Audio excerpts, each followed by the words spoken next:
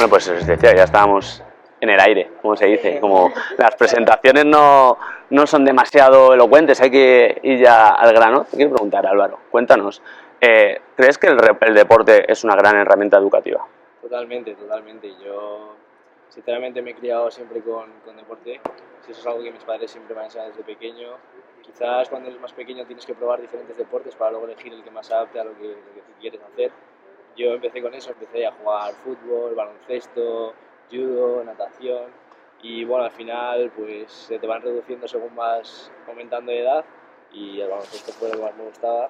Quizá también ahí por influencia paterna, que siempre ha sido familia muy baloncestista y eso, pero totalmente es una herramienta muy educativa, más que nada por los valores que se pueden transmitir en ellos, siempre y cuando se respete, como bien dije en su momento.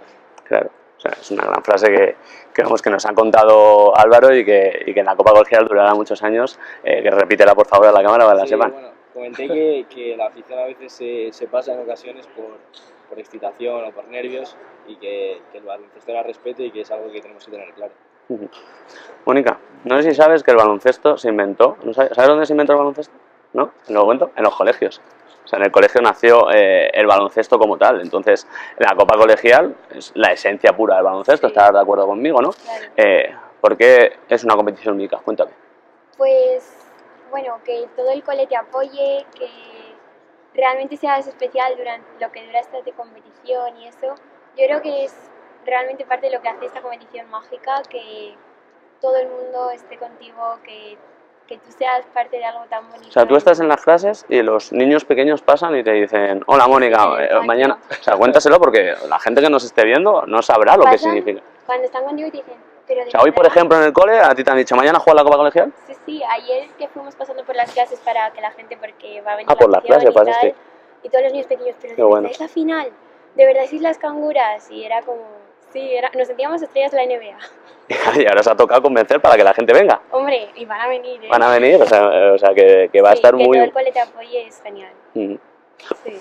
Yo no sé, Francisco, viendo estas dos primeras declaraciones, ¿cómo lo ves? La verdad que, vamos, creo que la experiencia, no sé si alguno de vosotros o alguna de vosotros había repetido en la Copa Colegial, Sí. pero por lo que estoy viendo es una experiencia única, ¿no? Y además diferencial dentro de vuestro colegio y además dentro de lo que es la organización. A mí sí me gustaría preguntaros a quien quiera contestar, ¿no?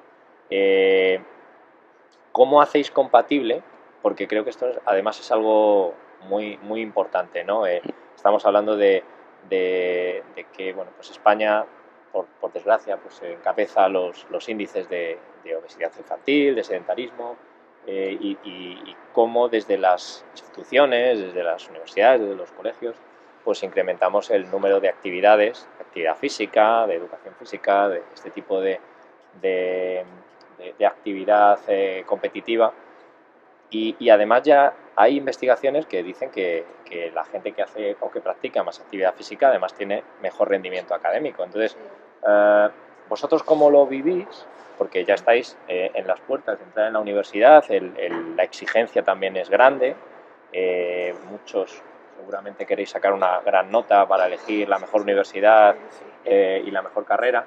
¿Y cómo lo habéis hecho compatible? ¿Cómo lo vivís? Y además, ¿cómo le podríais dar, bueno, pues consejo a alguien que, bueno, pues está planteando dejar la actividad física, el deporte, por sacar o por intentar sacar una mejor nota en la EBAU, que además, como os decía, pues las investigaciones dicen que es al contrario, ¿no? Muy interesante. Sí, si queréis. Bueno, Venga, pues, Iñaki, dispara. A ver, hay una parte muy importante que también es a veces pues estudiar mucho, evadirte un poco, salir fuera, tirarte tus tiros. Y nada, por ejemplo en nuestro colegio pues hacemos 10 horas semanales de educación física y no tenemos recreo. Y bueno, pues puede parecer muy raro, pero al final se agradece hacer cosas diferentes, salir, hacer deporte, sudar un poco. Y yo creo que al final si es algo que te gusta, pues todo es compatible, todo puedes buscar horas. Y hay muchas veces que hay gente que, por ejemplo, no hace deporte, pero que pierde mucho el tiempo en su día a día y es cuestión de prioridades. En vez de, por ejemplo, tener algunas cosillas como estar tumbado mirando la tele o echándote cacha merienda, pues nada, entrenar 3 horas al día o lo que sea. y pues yo creo que al final es algo que vale la pena, es muy bonito y que al final llevarte una experiencia que no sea solo estudiar en el último año de colegio, pues también se agradece. Aitana. Pues yo por experiencia personal estoy haciendo dos institutos, el Instituto Español y el Americano a la vez, y también hago deporte. Y sí, sé que parece que tengo mucha presión encima, pero con el deporte, como se liberan endorfinas, que son de las como células Hormonas, ¿no? De la felicidad, si no me equivoco, sí. de la felicidad, pues a mí me desestresa muchísimo el poder hacer ejercicio y después de estar con presión en el colegio, estudiar y todo eso, pues yo creo que te viene bien no solo para tu salud mental, o sea, para tu salud física, sino también para tu salud mental. Y yo creo que el deporte es bastante importante en mi vida, ya que ha estado siempre desde que he sido muy pequeña. Voy a recoger yo el guante de Francisco para hacer una pregunta, porque pasa muchas veces en el baloncesto en cantera, en formación, que son las propias, el propio entorno del jugador, las propias familias, no digamos que es la que más trabas pone a la práctica deportiva, pero sí que el compaginar estudios y deporte son los primeros que, oye, mi hijo mañana tiene un examen, no lo veo para entrenar. No sé cómo lo ves, Álvaro. Yo de eso no me puedo quejar porque mis padres en eso excelentes. O sea, cuéntanos un poco por qué. Sí, porque ellos no hay ningún problema, ellos saben perfectamente que bueno, yo sinceramente veo que tú cuando entras en un equipo te comprometes a estar con ellos y lo que no puedes hacer es de repente tengo examen, oye, no voy a entrenar, tal. Y algo que, no sé, para mí es más complicado organizarme cuando no tengo entrenamientos que cuando los tengo. O sea, en mi caso, si yo por algún caso tuviese que dejar el deporte, quizás se me haría más complicado y todo estudiar de lo que para mí es realmente ahora. Porque, no sé, como que tú sabes el tiempo limitado que tienes, sabes que tienes que ir a entrenar luego, que tienes... Porque tú estás, perdona que te corte, en segundo bachillerato. Sí, o sea, es el año, se supone, por excelencia de la dificultad. Y da la casualidad que también estoy haciendo lo del bachillerato americano que has comentado. Perdona que te corte y te pregunte, ¿cuántos entrenamientos te has perdido este año? Yo cero. Este año no me he perdido ningún entrenamiento. Aún estando lesionado, que estuve del cruzado y desde septiembre hasta enero estuve lesionado, o sea, al principio de temporada no lo pude jugar y no, para mí es que es un compromiso. Yo, aunque esté lesionado, aunque me pase algo, yo tengo que estar con mis compañeros y para mí, o sea, realmente no es una opción perder un entrenamiento por temas de estudios. También yo creo que te ayuda a madurar, ¿no? Es algo que te sirve para saber controlar tu tiempo y obviamente la prioridad es estudiar porque al final ser jugador de baloncesto es algo muy complicado y los estudios son la clave para una persona, pero te ayuda a madurar y como a encontrar tiempo para realizar las actividades que tienes que hacer. Mónica, ¿cuántos años llevas jugando baloncesto? Pues desde que era muy pequeña, porque mi tío jugaba el baloncesto, a mis abuelos les encantaba, así que desde muy pequeña me apuntaron a la extraescolar. Que al principio decía un poco que no quería ir, pero me acabó encantando. Y bueno, he hecho un montón de amigos, amigas, y lo que comentaba antes mi compañero, si tú sabes que al día siguiente tienes un examen duro, que llevas estudiando y tal, quizá la tarde de antes incluso te sirva para mucho ir a entrenar, despejarte, tener un poco de tiempo, pues eso, con tus compañeros, tal, hacer deporte, que hemos dicho que al final también es mejor para la salud mental, e incluso cuando vuelves a llegar a casa y te vuelves a poner a estudiar, vas a estar más relajado y te vas a concentrar mucho mejor. Y al hilo de lo que hablabas, ¿cómo ha ido cambiando tu personalidad gracias al baloncesto? Pues yo creo que el baloncesto transmite muchos valores. Creo que, bueno, el trabajar en equipo, el jugar en equipo, me ha dado, pues, no sé, quizás ser más empática, más deportiva, pues, cuando un compañero, un rival, que no compartes la opinión o tal, pues saber respetarle, entender también su postura y eso. Y también, bueno, ponerte en su situación, porque no siempre se gana. Claro. El deporte lo que te enseña a ganar y a perder, claro. Saber gestionar las emociones de la derrota. Principalmente eso, la frustración y todo eso. Aquí sabéis mucho de esto que estamos hablando, ¿no? En la Universidad Europea. Sí, hombre, la verdad que escuchándoles yo les veo que tienen las cosas meridianamente claras. Me encantaría que lo que acabáis de decir pudiera tener una difusión grande y que llegara a muchos jóvenes como vosotros, ¿no? Porque al final habéis dicho lo que aquí en la universidad, pues al final, bueno, pues tratamos de investigar y trabajar en cómo el ejercicio físico, la actividad física, pues mejora no ya solo el rendimiento físico de las personas, que era algo que ya estaba tremendamente demostrado, sino también la salud, ¿no? Tú has dicho antes la salud mental Y ahora pues también estamos viendo cómo eso impacta en personas que tienen algún tipo de patología crónica, ¿no? Claro. Cómo mejorarlo, ¿no? Entonces, bueno, pues a partir de ahí, a partir de esas investigaciones, pues tratamos de sacar gente tremendamente formada, que al final, bueno, pues van a acabar mejorando el sistema deportivo español, la parte de la educación física y también la parte de la salud en el ámbito de la fisioterapia, ¿no? Entonces, bueno, pues es que es un placer hablar con ellos. Yo creo que la experiencia que habéis tenido durante este tiempo, y si la habéis jugado en otro momento, pues también ha sido única. Y yo sí me gustaría también preguntaros qué aprendizajes os vais a llevar de esta experiencia, ¿no? de lo que es la Copa Colegial como tal, en un momento en el que, bueno, pues estáis en puertas de ganarla o de perderla. O sea, al final mañana os llevaréis un aprendizaje, yo creo que de vida, Eso en un sentido o en el otro, lo ¿no? principal. Llevaréis Lo un principal es aprendizaje de vida. Porque... y estando en este momento en el que ni habéis ganado ni habéis perdido, pues ¿cómo ha sido ese camino? O sea, ¿qué experiencia, si tuvierais que describirlo en una palabra o en un muy resumido, ¿cuál sería la mayor experiencia de aprendizaje que habéis tenido? Vamos a empezar con Álvaro, ¿vale? El balón si quieres, a ver, el balón un poco que lo coja, que a ver si encuentra gusto en él. Pues yo creo que es clave lo que has mencionado tú antes, que es la gestión de emociones.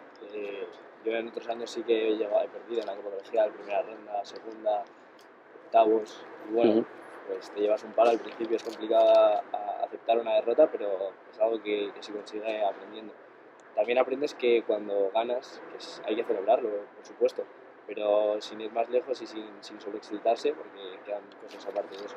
Así que la gestión de emociones es algo que sí que me llevo de esta Copa Colegial, y también lo mencionaba antes, que es lo importante que es que un colegio esté unido, que es algo que se consigue en gran parte gracias a la Copa y se agradece. Yo, si tuviera que definir el camino que hemos hecho hasta llegar hasta aquí, sería esfuerzo, porque realmente cada vez que veíamos a nuestros rivales cada semana decíamos, uff, esta Claro, semana pero caemos. ahí quiero yo contradecirte, entre comillas, si me dejas, porque tu rival también habrá tenido esfuerzo, Claro, entiendo, claro, ¿no? Porque sí. al final es lo que tiene la Copa y cualquier torneo en el mundo del baloncesto. Sí, para Entonces, conseguir las cosas. ¿qué valor diferencial crees que ha podido tener el Colegio Joifa, las canguros de Joifa, para llegar hasta aquí, al hilo de lo que estábamos hablando? Me ha parecido muy buena intervención sobre la gestión de las emociones. Te pongo un umbrete. Sí. Bueno, no pasa nada. Si quieres te doy tiempo para pensarlo y me voy Pues, con a ver, Iñaki. yo creo que la final se exige un nivel muy alto y creo que a la final llegan los mejores equipos. Y creo que, por ejemplo, mañana va a haber 2 partidos que van a estar muy igualados, que va a haber gran nivel y que, pues nada, pues que se va a disfrutar mucho. La gestión de emociones es muy importante porque hay muchas veces, por ejemplo, que tienes la presión de lo que han hecho otros años o de lo que ha ido pasando y a lo mejor pues te bloqueas si no llegas a ellas, aunque a lo mejor por nivel sí que deberías haberlo hecho. Yo creo que también hay muchas cosas que a lo mejor no te das cuenta y que a lo mejor una vez que acabe la Copa Colegial pues te das cuenta, ostras, se ha acabado, ya no hay más partidos y mañana es el último y a lo mejor ya ni nos damos cuenta. Y Es un todo o nada la Copa Colegial. Es un todo o nada y es el último año, la última oportunidad y la última hora de la recámara, así que pues eso, mañana a tope. Pásame el balón porque se lo voy a pasar otra vez a Aitana y ahora con el permiso de Francisco te voy a preguntar, voy a intentar un poco reconducir o cambiar de tema para hablar de los jóvenes, ¿vale? Yo creo que la Copa Colegial es un gran ejemplo de que la juventud se amolda y gracias al deporte, como estábamos hablando, crece, pero hay muchos comentarios de la sociedad sobre los jóvenes de hoy en día. Sois el futuro del país, futuro me atrevería a decir casi a nivel internacional. ¿Cómo te defines tú en este caso o cómo defines a los jóvenes de hoy en día? Nosotros que ya, bueno, en este caso nos vamos haciendo algo más mayores, no sé si sabes que podemos a veces de vez en cuando envidiar volver a ser joven, pero ¿cómo es los jóvenes de hoy en día? ¿Cómo son? Cuéntanoslo. ¿De qué habláis? ¿De qué vivís? Se habla mucho de la palabra millennials, ¿no? ¿Sí? O sea, ¿qué sois hoy en día los jóvenes? Bueno, pues yo creo que nosotros somos sobre todo del esfuerzo y del trabajo duro, porque hoy en día también hay mucha presión con exámenes y con los estudios y nosotros, yo creo que la mayoría intenta esforzarse para poder lograr sus objetivos en la vida. Ahora se espera mucho... Por ejemplo, tú el día de mañana, ¿qué quieres estudiar? Yo quería estudiar un doble grado de Relaciones Internacionales y Administración de Empresas. ¿Y por qué dices querías? Estás en disposición, ¿no? 100%. ¿Sí? Quería estudiarlo aquí en la Universidad Europea. Ajá, Y mira, buen foco. Bueno, es que- buen sitio. es que me gusta mucho los idiomas, se me Ajá. da muy bien hablar con la gente, socializar, eso no sé, es algo que me sale solo y yo creo que tengo, no sé, la capacidad suficiente pues, para hacer todo eso. Claro, claro, sin duda, seguro que sí. Es que hoy en día se habla mucho de que los jóvenes, Álvaro, como que se acusan de que evaden esfuerzos, de que son, no sé si podría calificar de poco responsables, se oye mucho. Entonces, ¿tú crees que se corresponde con cómo es el joven de hoy en día, el 17, 18 años? Yo sinceramente no creo que sea así. Quizá es porque, hombre, pues con el tiempo las cosas van cambiando. Quizá la introducción de la tecnología hace que las personas que... A eso quería llegar ahora. Las personas adultas como que no lo vean con los mismos ojos que lo vemos nosotros, porque al fin y al cabo nos han criado con eso, no han ido creciendo con eso incorporado en su vida y quizás a veces cuesta entenderlo, porque sinceramente por ejemplo, redes sociales, tecnología a día de hoy, sí, se puede ver incluso como una herramienta de educación, aunque en ocasiones se entienda a ver que es un entretenimiento. ¿Las redes sociales crees que pueden ser una herramienta de educación? Pregunto. ¿Por qué no? No, yo te pongo mi ejemplo, o sea, yo ahora mismo, mira, te voy a poner un ejemplo de anécdota real, o sea, mi abuela, o sea, acaba de ponerse WhatsApp, ¿vale? El lunes me llegó una nota de voz al WhatsApp que tengo con mi grupo de familia. Yo no supe qué emociones tener, o sea, no sé si me parecía bien, si me parecía mal, entonces creo que lo que tú dices, no sé si reinserta también a la sociedad o realmente, como le quería preguntar ahora a Francisco, crea la palabra adicción, o sea, si las redes sociales están creando una adicción. Sobre todo depende de su uso, yo creo, al fin y al cabo en cualquier cosa se puede utilizar de la manera correcta o de la manera incorrecta, para mí. Y yo sinceramente es que enfoco más las redes sociales hacia incluso una herramienta futura de trabajo. Cada vez son más las personas que trabajan de ello y por qué no integrarlo en nuestro sistema laboral, por ejemplo. Y mira, yo voy a poner un ejemplo, a lo mejor suena raro. Yo, por ejemplo, tengo una marca de ropa que tengo unos compañeros del colegio y para mí, si no existieran las redes sociales, sería impensable. Por dónde llego yo a mis consumidores, qué puedo hacer yo para poder promocionar mi marca sin una plataforma que me permita hacer eso. Y yo sigo muchísima, por ejemplo, Instagram, yo sigo gente que transmite mensajes muy positivos, ya sea de motivación, ya sea de inspiracionales, todo eso.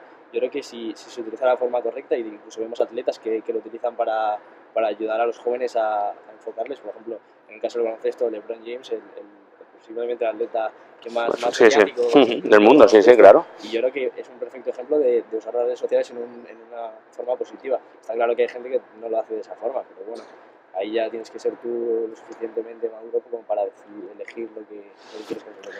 Claro, lo que pasa es que es difícil, claro, dejar en manos de un joven con personalidad a lo mejor todavía no definida al 100%, que como decía el mismo Álvaro, sea él el que domine su uso, ¿no? Completamente de acuerdo contigo. Yo creo que el gran reto que tenemos, sobre todo desde el punto de vista docente y desde el punto de vista de los adultos, es tratar de entender algo que cuando nosotros nacimos no existía. Entonces, ellos cuando han nacido ya es un entorno que manejan sobradamente, es una ventana al mundo, o sea, tiene infinidad de oportunidades, pero como es una ventana al mundo, es muy complicado de controlar. Claro. Y como todo buen avance en la evolución de la vida, pues también tiene sus desventajas, inconvenientes, sus peligros. Claro. Yo, como os decía, yo creo que estoy de acuerdo contigo en el que si nosotros desde el plano docente somos capaces de entender cuál es el entorno y además de motivaros a un uso responsable de las nuevas tecnologías, pues al final va a ser nuestro papel, ¿no? Igual que a día de hoy ya, y en esta universidad es un claro ejemplo de ello, ¿no? Nosotros enseñamos haciendo. Claro. Yo estudié memorizándome grandes temas que luego pues tuve que tener herramientas que al final acabé aprendiendo en el desarrollo profesional de cómo llevarlas a la práctica. Ahora ya Sí, que a lo todo eso ha mejor tu cambiado. formación no llegaba a ser todo lo útil que tú creías que podía ser, ¿no? A En su nivel momento. teórico Claro. sabía mucho. A nivel práctico, pues eso no era tan cierto, ¿no? Entonces, en este sentido, ocurre un poco esto, Sí, ¿no? muchas veces que la mejor carrera es la vida, ¿no? Claro. Entonces, no podemos negar algo que viene, es un tsunami que está ahí y en el que tenemos que ayudar a los jóvenes a eso, ¿no? Pero igual que ahora tenemos un exceso de información, o sea, ahora ya la información no la tiene el profesor no es el que ni más mucho sabe. menos, claro. Entonces, es un reto para la educación y es un reto para todos. Nosotros tenemos que enseñarles a ellos cómo diferenciar lo que realmente es válido de lo que no es válido, Claro. de lo que es bueno a lo que no es bueno. O sea, tenemos que tratar de utilizar esa tecnología para que ellos sepan vivir en un mundo en el que nosotros no hemos vivido, ¿no? Claro, ya. Pero ahí está el reto. Y yo creo que en ese sentido ellos tienen un papel Fundamental, ¿no? fundamental de enseñarnos a utilizar esa tecnología también, ¿no? Hace poquito había una iniciativa súper interesante en un colegio, salió en las noticias, a lo mejor la habéis podido ver. Eran alumnos que utilizaban Twitter para corregir a famosos. Les bueno. escribían y de esa manera ellos eran los que aprendían o aprendían a escribir, que ahora es otra cosa que también con los jóvenes se cuestiona, ¿no? El WhatsApp que utilizo, las abreviaturas, los acentos no los uso, ¿no? Sí. Bueno, pues un profesor se le ocurrió utilizar Twitter con esa actividad docente que me pareció interesantísimo, salió en las noticias, en los periódicos y bueno, pues ellos están ahí, tenemos que buscar fórmulas de hacerles que aprendan de una manera Claro. motivante, ¿no? Sí, la verdad es que me encanta este tema, o sea, no sé a vosotros, pero me encanta porque al final podemos aprender unos de otros y ahí lanzo un poco el guante para que tanto jóvenes como adultos nos vayamos dando ese feedback para poder aprender, pero voy a contrarrestar completamente, Iñaki, con el uso de los libros. ¿Lees? A ver, es complicado, este año sobre todo es complicado. La verdad es que en verano pues un buen libro en la playa se agradece y sí, de vez en cuando pues no está nada mal y un buen libro en el que engancharte pues la verdad es que se agradece. Pero a ver, es verdad que cada vez se usa menos, cada vez tenemos pues otros hobbies, otras cosas que hacer y pues, la verdad, el uso del libro pues cada vez es menos habitual y bueno, pues ahí sí que nuestra generación va perdiendo esa parte, pero bueno. Y tiene que ver las tecnologías, las que hablábamos ahora bueno, mismo. tiene que ver las tecnologías, pero siempre se dice que cada generación tiene su invento y seguramente la que venga detrás de nosotros tenga otra cosa que a lo mejor no nos parezca tan bien, pero al final es parte de la nueva sociedad y de cómo somos. No. No te voy a preguntar si lees, porque no te voy a poner en el brete que le he puesto a Iñaki, pero lo voy a hacer similar. ¿Cuál es el libro que más te inspira? Cuéntanos. Pues uno, bueno, a lo mejor queda un poco mal, pero una de poesía de Miguel Gane que es así como poesía moderna que tiene textos y son muy inspiradores y muy chulos. Claro, y da muchas otras cosas que no da las redes sociales de lo que estábamos hablando. No es el libro en concreto, sino la lectura en general, ¿no? Sí, yo creo que es como que te ayuda a descubrir nuevos mundos que quizá tú nunca te habrías planteado, o nuevas historias, cómo todo pasa, no sé, es como muy guay. Aunque yo este libro reconozco que lo conocí gracias a las redes sociales, o sea que al final está todo como un poco unido, ¿no? No sé qué opinión tienes, Aitana, sobre este tema de la lectura y sus grandes ventajas a priori, ¿no? Todos Pues, creo que estamos de acuerdo. Pues a mí me gusta leer, la verdad. Bueno, Sí, no sé, me gustan mucho las novelas de misterio, de terror. Y por ejemplo, un autor que me gusta mucho es Carlos Ruiz Zafón. ajá, ¿por qué? Pues sí, no sé, me gustan mucho sus libros. Ujú. Yo tengo que confesar que hay cada vez el tiempo de lectura se reduce, según va subiendo cursos, yo creo. Es más complicado encontrar tiempo O sea, para que ello. tiene que ver con la plataforma educativa, se podría decir así, por la estructura de la educación, que te obliga a dejar de leer más. No creo que sea así, porque también tienes que, por ejemplo, tienes que leer libros de literatura para poder luego estudiar y entenderlo mejor y esas cosas, pero si tienes al final muchas actividades, tienes el tiempo muy cargado, sí que es verdad que hay que encontrar tiempo para todo, pero al final cuesta más.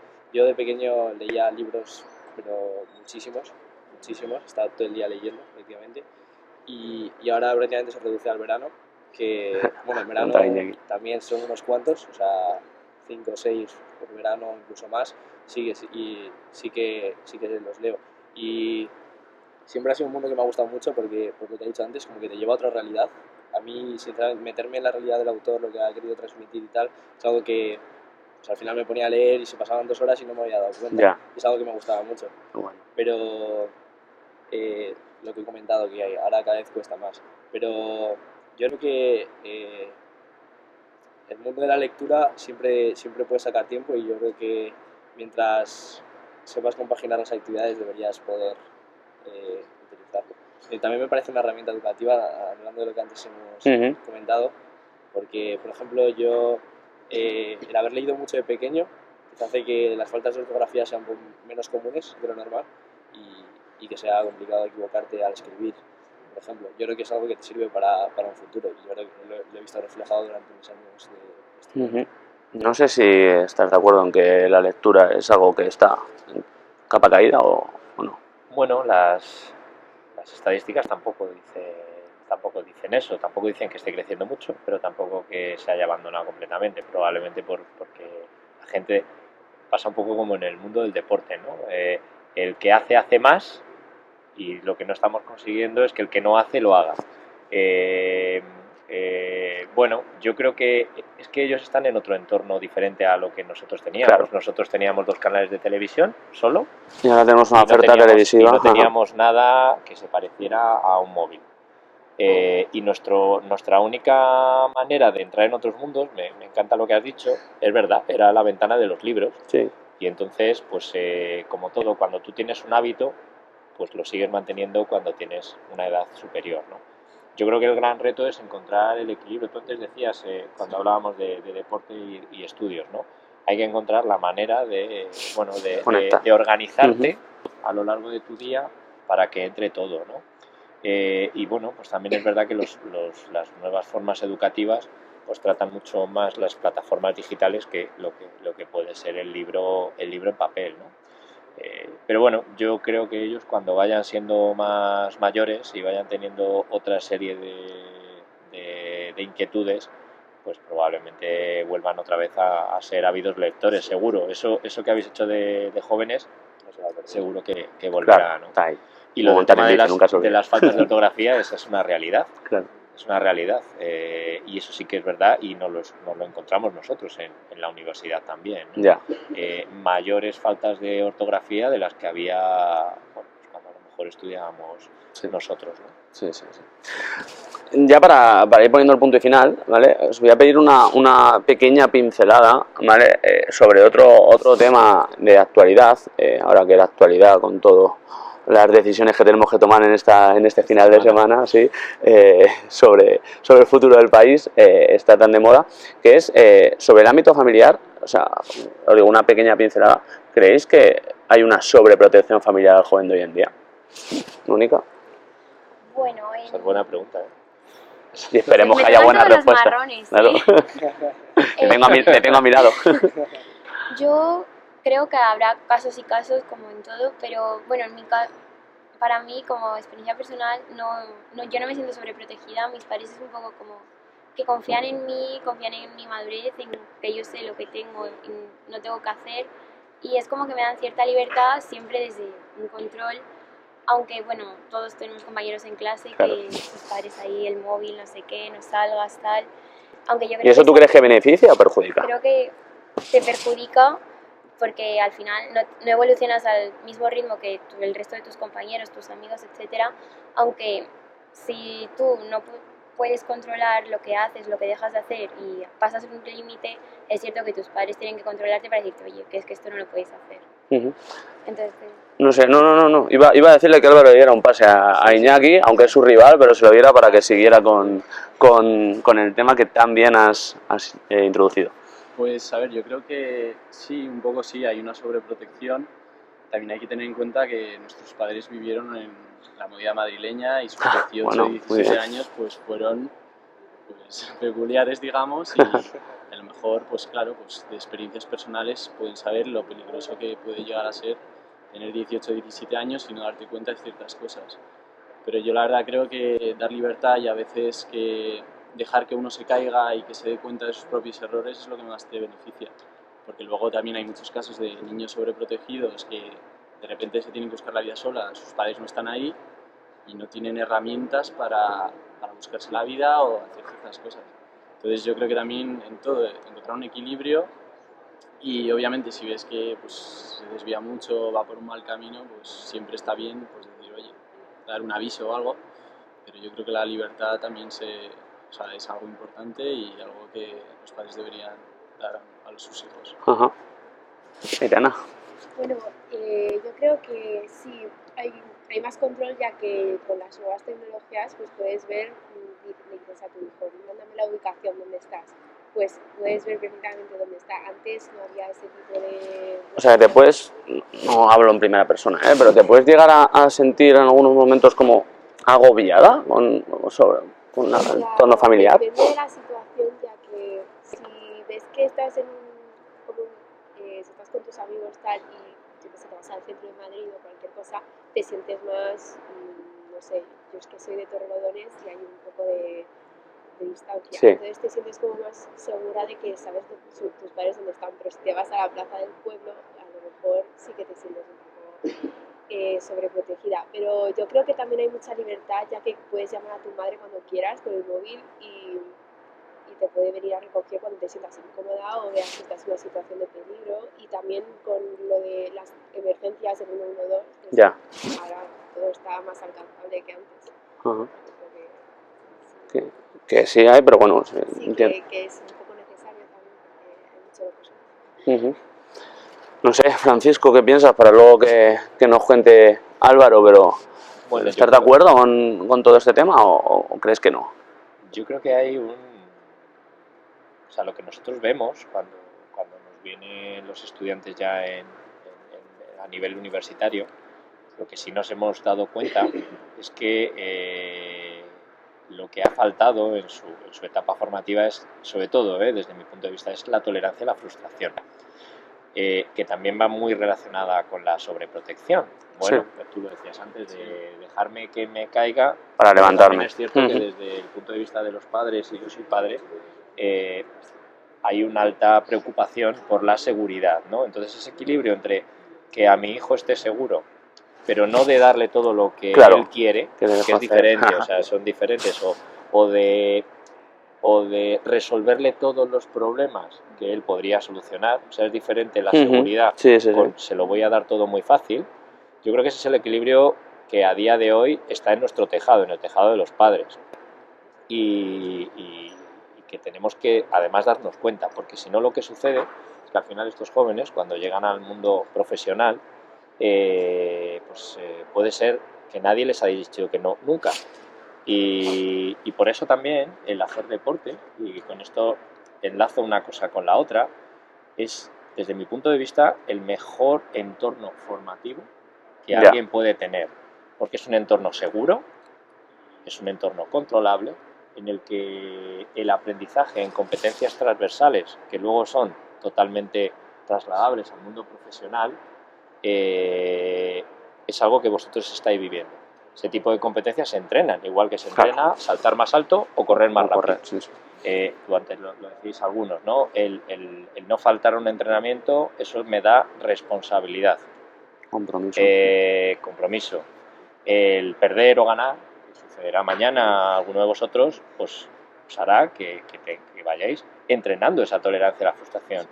Que os va a pasar en los trabajos, es que unas cosas os saldrá bien y otras cosas os saldrá peor. Nosotros como padres tenemos que misión. generar Ya. ese tipo de entornos seguros en los que nuestros hijos entrenen y además pues se puedan caer, ¿no? Y luego la parte de salir por la noche, pues es verdad que, y aquí ya os digo que me pongo en plano Hay de que padre, vivir la experiencia, ¿no?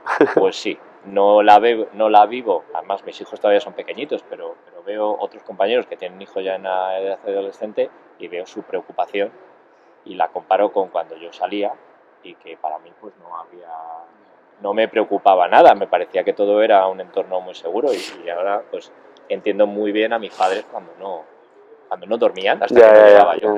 Y eso me imagino que lo habréis pasado muchas veces. Pues ahí lo de lo que decía Francisco, se puede llegar a la juventud que ahora mismo estás viviendo, adolescencia, ¿vale? Se puede llegar a perder el control, o sea, en noches, etcétera, o sea, es respetable ese miedo de los padres. Yo creo que siempre hay casos y hombre, un padre tiene es la delgada línea de la que estaba hablando, que tiene que saber cuándo controlar eso a ya como sobreprotegerle y tal.